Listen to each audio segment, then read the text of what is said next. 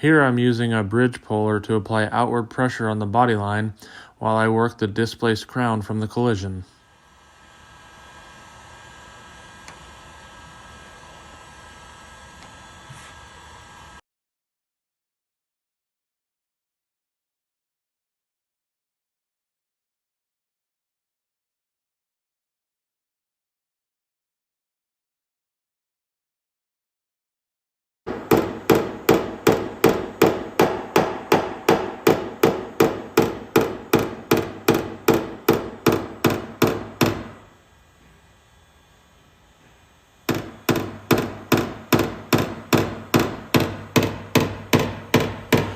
Our glue pull and blending techniques were used multiple times throughout the repair to help us get the metal to move smooth and cleanly.